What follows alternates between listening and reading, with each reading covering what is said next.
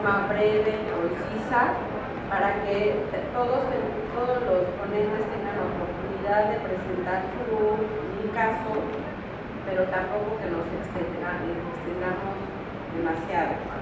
Vamos a empezar con el caso de la doctora América Jesús Silva. Doctora, adelante.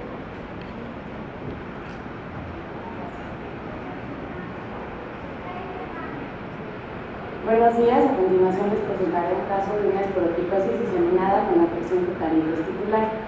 A manera de introducción, recordemos que la esporoticosis es una mitosis cutánea ocasionada por el hongo dimórfico Sporotic schenckii y se caracteriza por nódulos de gomas que pueden dar lugar a lesiones fijas, verrugosas o linfangíticas con una evolución subaguda o crónica y con una transmisión secundaria de inoculación traumática cutánea.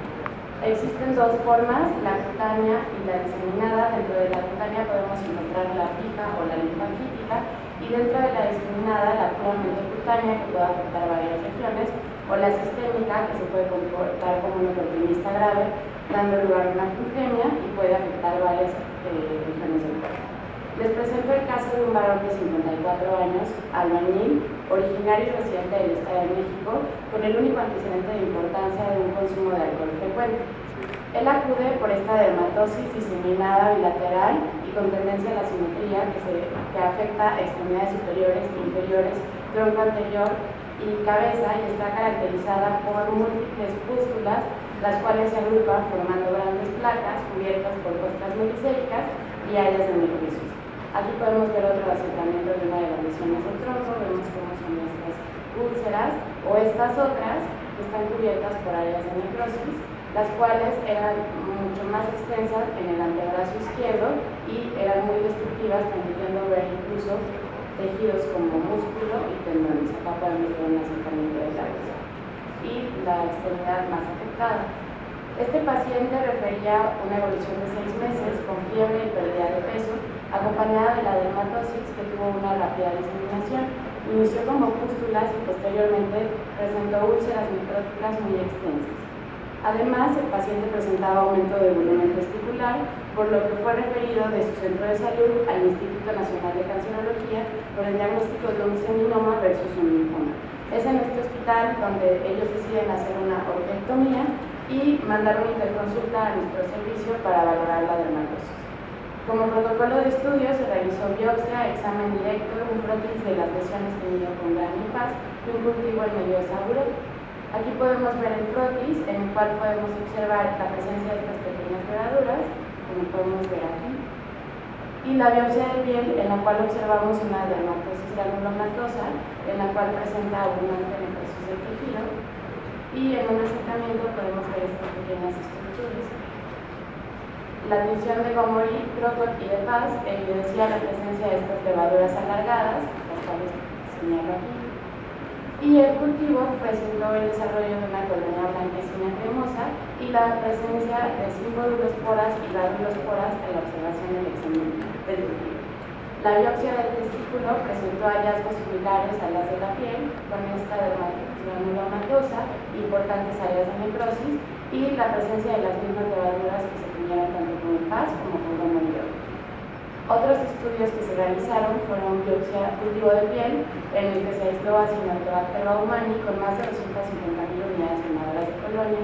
En las pústulas se identificó Pseudomonas aeruginosa multiresistente, un hemocultivo que reportó Staphylococcus hemolyticus y se realizó intradermoreacción con esporotexina, la cual fue negativa. Por el grado de extensión del paciente se solicitó una ELISA para VIH, el cual fue negativo. Con estos hallazgos se hizo el diagnóstico de una esporoticosis diseminada con afección cutánea testicular. El paciente inició tratamiento con anfotericina B desoxicolato durante 14 días con una dosis total acumulada de 1.68 gramos, antibiótico-terapia para las infecciones que se documentaron y manejo avanzado de herida con lavado quirúrgico de la misma en varias ocasiones. Sin embargo, el paciente presentó un choque séptico, nefrotoxicidad hepática que finalmente dieron lugar a la muerte. Recordemos que la esporoticosis tiene una forma de presentación más frecuente linfocutánea y que las formas extracutáneas son poco frecuentes. Se presentan con mayor frecuencia en pacientes inmunosuprimidos y en nuestro paciente el único antecedente que teníamos era el antecedente de alcoholismo. El comportamiento de nuestro paciente fue altamente agresivo, tuvo una gran extensión cutánea, afección testicular y destrucción tisular importante. Recordemos que el diagnóstico se debe de hacer tanto con estudios micológicos de histopatología y de laboratorio. Como parte del estudio micológico podemos hacer un examen directo en el cual vamos a observar levaduras y esteroides, tinciones como PAS y Loper que son positivas en el 50 o hasta el 70% de los casos, y anticuerpos fluorescentes. El cultivo nos va a permitir hacer la identificación de imágenes como orgasmos de floración. La histopatología, aunque no es específica, la biopsia sí nos puede dar indicios, sobre todo si observamos una reacción granulomatosa o supurativa y la presencia de levaduras y corticosteroides. Dentro de parte del estudio de laboratorio podemos hacer intradermoreacción con esporoglicina, la cual se debe de leer de 24 a 48 horas, sin embargo tiene una baja sensibilidad y especificidad. También podemos realizar otros estudios como aglutinación en látex con una alta sensibilidad y especificidad, inmunodifusión, fijación del complemento o Western blot.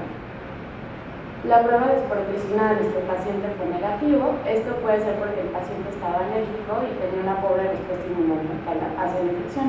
No identificamos el mecanismo de contagio, aunque el paciente era un albañil, por lo que podemos suponer que fue secundario a una inoculación traumática o una picadura de insectos. Y recordemos que el tratamiento de elección en formas extracutáneas y diseminadas es con anfotericina B e itraconazol por periodos prolongados. Y en esta tabla les muestro que para las formas diseminadas se puede usar la anfotericina B liposomal seguida de itraconazol, aunque puede utilizarse hasta por un año. Muchas gracias.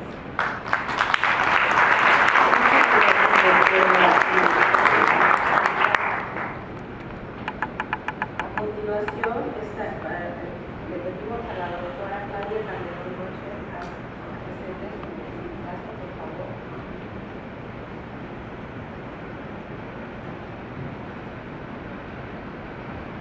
Buenas tardes. Les traigo este caso clínico.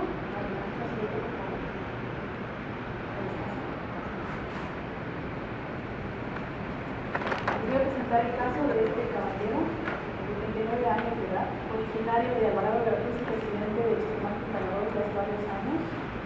Él es empleado de protección civil, ha trabajado como bombero, esto es muy importante, la siguiente. Él es paciente derechohabiente del ISSSTE y fue enviado al centro dermatológico por el infectólogo del ISSSTE con esta dermatosis diseminada con tendencia a la generalización, tendencia a la simetría bilateral, la siguiente, y estaba constituida por pápulas umbilicadas, algunas con costras en la superficie, de aspecto perlado y de centro posterior. Aquí se pueden observar a mayor detalle estas lesiones, sin embargo se observan también otras lesiones de diferente morfología, básicamente de aspecto nodular, como las que se encuentran en el centro de la espalda, algunas de color piel, otras de coloración de hematoviolácea, la siguiente, de 3 milímetros a 1 centímetro de diámetro, como se puede ver aquí cerca del hombro cortito, la siguiente, y lesiones en la cavidad oral, principalmente en el paladar duro, el paladar blando, constituida por estos nódulos eritematosos, algunos aislados y otros confluentes en una gran placa de aspecto empedrado, y también se puede ver con detalle en la lengua estas lesiones de aspecto papular amarillento, inclusive algunas que tienen el centro definido. Esta dermatosis aparentemente había iniciado en diciembre de 2012, acompañada también de fiebre, de predominio no definido y de características irregulares no cuantificadas, y acompañada también de aumento del volumen testicular bilateral. En el centro del ISSSTE de Chetumal se hicieron los diagnósticos de molusco contagioso y hermangina sin llevar un tratamiento específico, y sin embargo este paciente acudía periódicamente a sus consultas de infectología aquí en el Hospital Regional de ISSSTE. Otro de los diagnósticos fue a considerar la probabilidad de un cáncer testicular por el aumento del volumen de los testículos. Sin embargo, se hizo un ultrasonido buscando adenopatías abdominales, donde se detectó un ganglio paraórtico, el cual fue biopsiado, descartando su malignidad. Sin embargo, a nivel testicular no se había hecho ningún estudio específico. ese momento se encontró en la radiografía de tórax un nódulo pulmonar calcificado y en febrero de 2013 este paciente fue hospitalizado por una suboclusión intestinal. Durante su estancia hospitalaria se inició el tratamiento con fluconazol intravenoso a razón de 200 miligramos por día durante 4 semanas. El paciente fue dado de alta, el diagnóstico en ese momento fue de criptococosis. Sin embargo, al alta no se le dio ningún tratamiento a este respecto. Tenía algunas alteraciones visuales, con disminución de la agudeza visual, y el oftalmólogo encuentra una tumoración dentro del ojo izquierdo que condiciona un glaucoma. Entre los antecedentes personales no patológicos de importancia, el paciente es alcohólico, y entre sus antecedentes personales patológicos es importante aquí destacar que el paciente tiene infección por VIH ya con SIDA desde el año 2008.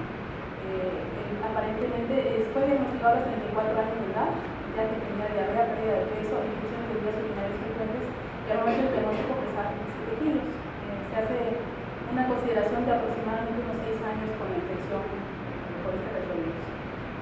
Durante todo el curso de su enfermedad estaba en tratamiento con varios sistemas antirretrovirales, sin embargo la respuesta ha sido no óptima. La siguiente. En esta tabla pueden ustedes observar las fechas y las cantidades de células CD4 y la carga viral, en donde aparentemente en toda esta temporada, y a pesar de los cambios en los tratamientos, nunca se observó carga viral indetectable, y las células CD4 siempre se encontraron la mayoría de las veces por debajo de 200. Estos son los sistemas que se han manejado y que se han estado cambiando periódicamente sin encontrarse una respuesta óptima. Se realiza el estudio del fenotipo viral para corroborar si había resistencia del virus a los tratamientos, sin embargo, se descarta esto y se llega a la conclusión que es por falta de pelo. Entre otras cosas, el paciente ha tenido en la piel polipelitis, un cuadro de herpes zóster cérvico labial en 2008, candidiosis oral, y en 2008 se tiene la antecedente una radiografía de tórax sin alteraciones.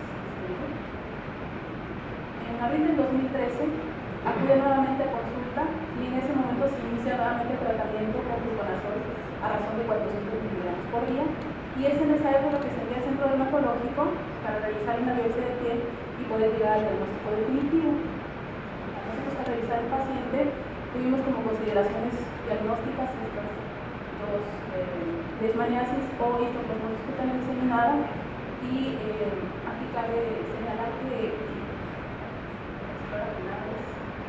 la leishmaniasis la consideré en función de los nódulos y por el antecedente de que el paciente era de una zona endémica.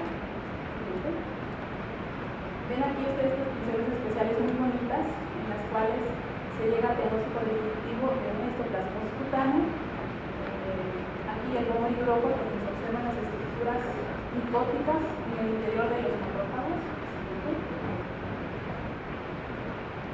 Aquí es un PAS, la siguiente. Y finalmente tinción de pinza, en donde se descarta leishmaniasis, entonces se deberían ver estructuras de color rojo en caso de que fueran micóticos. Entonces vemos aquí la fotografía del paciente cuando lo recibimos la primera vez, y un mes después ya con el tratamiento de fluconazol a razón de 400 miligramos por día, con una mejoría bastante considerable. Inclusive si ustedes ven, el paciente ha ganado peso y su aspecto general es mucho mejor que al inicio. La siguiente. Las lesiones no se han resuelto en su totalidad, o no se habían resuelto en su totalidad en ese momento, pero el paciente había mejorado mucho significativamente. Sin embargo, nosotros cambiamos el esquema, dada la literatura que menciona que el tratamiento de mantenimiento debería ser con itraconazol. En algunas publicaciones hablan de 200 miligramos por día, otros hablan de 400 miligramos por día. Nosotros le dejamos itraconazol a razón de 200 miligramos por día, sin embargo, y debido al último cambio de esquema antirretroviral, el paciente hace un síndrome de reconstitución inmunológica, las lesiones aparecen nuevamente, deterioro de su estado general, con pérdida de peso, lesiones compatibles con sarcoma de Kaposi y nuevamente con herpes zóster. La siguiente. Las fotos no son muy claras porque son del paciente. La siguiente. Y el último dato que se tiene del paciente fue que estuvo hospitalizado en el hospital de Liste, y y donde recibió tratamiento con anfotericina B durante 4 semanas. Al alta se dedicó con voriconazol y hacia el finales de diciembre del 2013 el paciente ya se encontraba con pérdida de la visión, sin embargo no se registra en el expediente de hospitales. Y bueno, todos en el auditorio supongo que sabrán más o menos cómo está el asunto. El histoplasma calcium es un hongo dimórfico que suele estar presente en excrementos de aves y murciélagos. Y bueno, en esta zona del país es relativamente frecuente encontrarlo principalmente en las cavernas, no en las cuevas. Y pues debido a la ocupación de este paciente, pues no era difícil de pensar que hubiera estado expuesto. Siguiente. Las formas de presentación pulmonar, que puede ser aguda o crónica, y la diseminada progresiva, que puede ser aguda, subaguda o crónica, siendo la diseminada subaguda la presentación más frecuente en el contexto de la infección de VIH-Sida. Se presenta principalmente en pacientes que tienen células CD4 inferiores a 100 y el 80% de los pacientes con toxoplasmosis diseminada tienen lesiones cutáneas. Los tratamientos, como ya hemos comentado, itraconazol y anfotericina B principalmente, y las lesiones se requiere un alto índice de sospecha para llegar al diagnóstico, ya que pueden ser confundidas fácilmente con criptococosis, molusco, porque morfológicamente son muy similares. Aquí cabe señalar que el tratamiento con fluconazol de este paciente fue en virtud de que en el hospital de Vista era con